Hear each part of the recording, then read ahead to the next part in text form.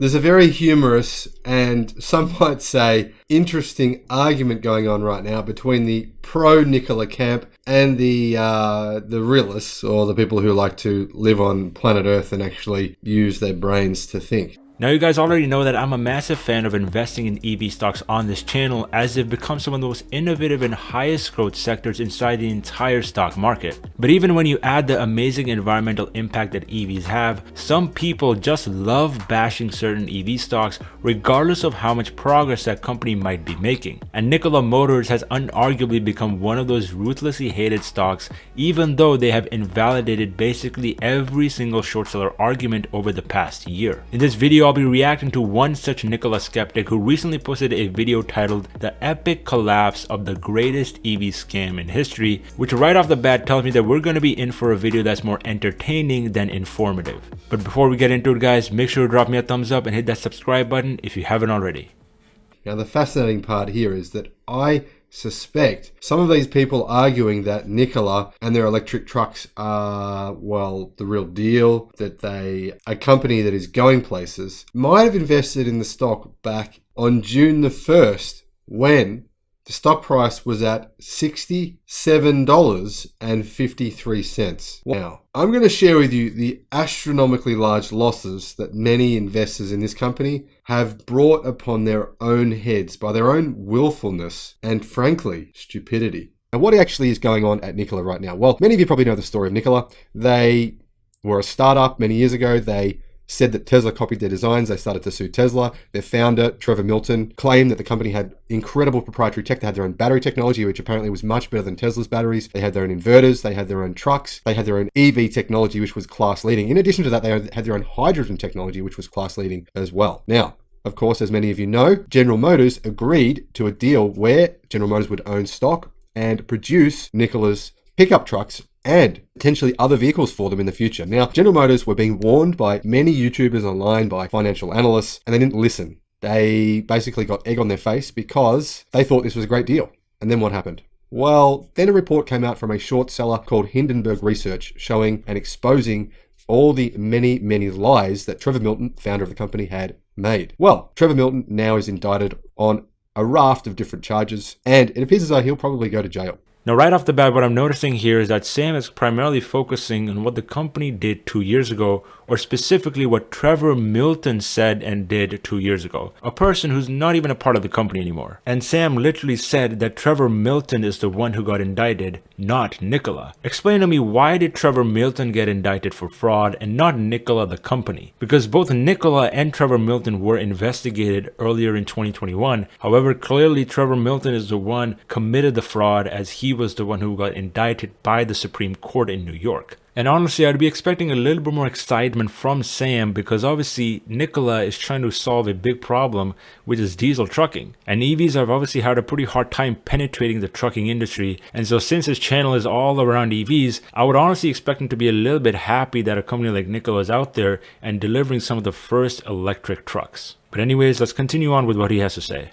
Well, Trevor Milton now is indicted on a raft of different charges, and it appears as though he'll probably go to jail. He has left the company or been forced out. The company is now trying to pick up the pieces, and here is where they're at right now. Now, Mark Kane reports that Nikola Corporation announced a strategic multi-year supply agreement with Proprietary related to battery systems for the Nikola Tre battery electric vehicle and the fuel cell electric vehicle class 8 semi-trucks. Now, I should let you know, in case you're not already aware, Nikola claimed they had a working electric truck a number of years ago, and they even made a video about it showing people that it was working. Well, it turns out what Nikola actually did was towed the vehicle up a hill and rolled it downhill and pretended it was a working truck. Now, that has been exposed. I'm not making that up. That is a true story. Nikola have admitted to doing that. Employees have admitted to being part of the scam. But now, apparently, they actually do have working electric trucks. Now, according to the press release, Nikola will switch to Proprietary's battery systems later this year, as the first prototype units will be delivered in Q2 of 2022. The first Nikola Tre with Proprietary batteries is expected to be produced in Q4 of 2022. Now, I should disclose to you, though, who is producing these vehicles. Well, a number of investors are claiming online that Nikola is producing them, but the actual truth is the vehicles are being produced by Iveco in Germany. And then, as far as I can tell, some of them are shipped over to the US, where final assembly is made in a plant in Phoenix, Arizona by Nikola.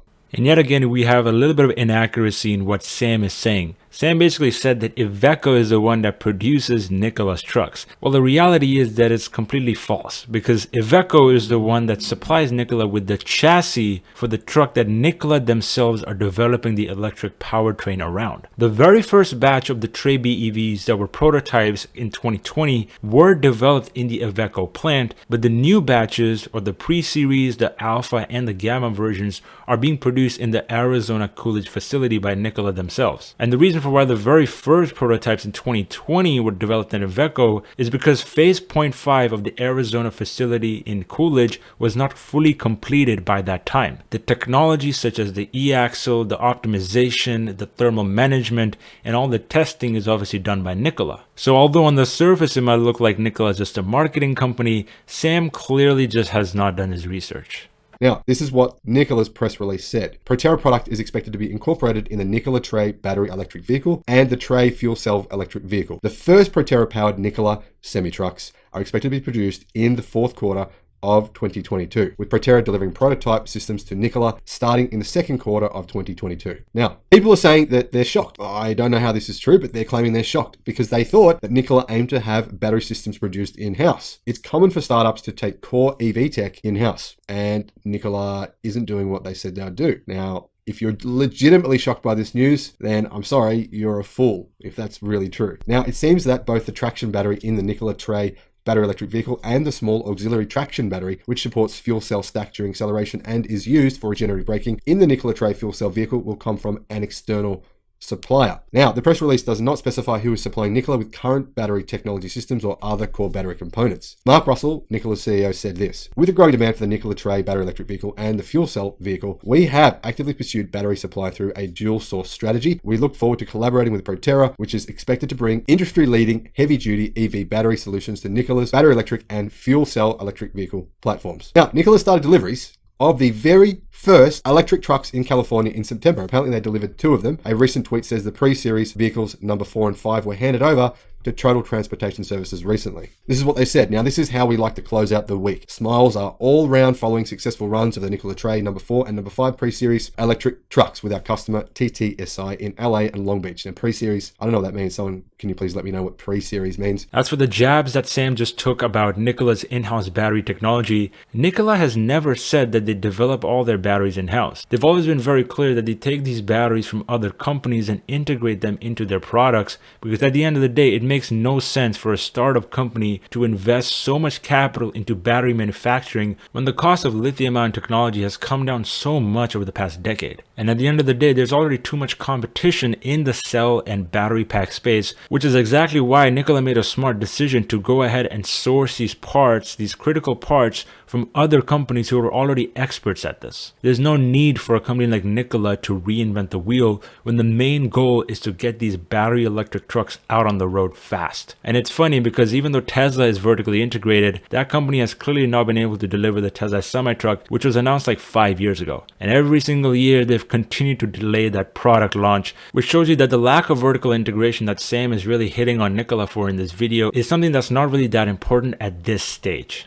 Now, in the case of Proterra, the company is producing battery systems for its own electric buses, as well as for many other companies. So you would think that having scale by providing electric systems for other companies as well would provide them the ability to be able to get their batteries at a low cost. Now, among Proterra's battery suppliers is LG Chem's LG Energy Solutions. In August, the company announced that it will use LG ES's cylindrical cells, the latest NMCA chemistry, which will be produced in a new LG plant in the US. Now, before I share with you that information, I've got to say here, this seems ridiculous to me. Let's look at the facts, okay? This is just, there's so many middlemen, it's like I'm losing count.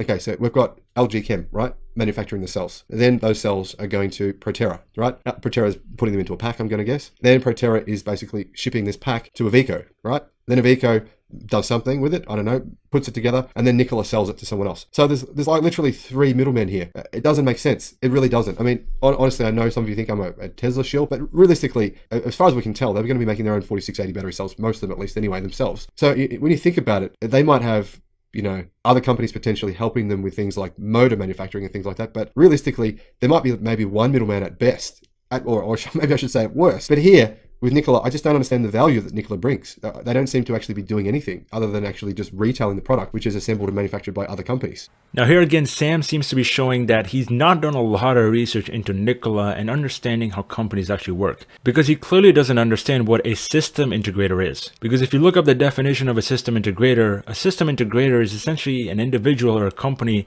that combines various subsystems from other companies into a product or a service that provides a higher value to an end user. And that is exactly what Nikola's job is. Investors are not going to give Nikola money if they're going to try to invest and burn all this money to try to vertically integrate the battery pack development, the cell development, the motor development, the chassis development, because at the end of the day, this is a startup company with barely any revenue. This is exactly what Tesla did in 2008. I mean, what proprietary technology did Tesla have when they were selling their first gen Roadster 10-15 years ago? They borrowed their packs and cells from Panasonic, and they borrowed their chassis from Lotus. And this is exactly the structure that Nikola is following.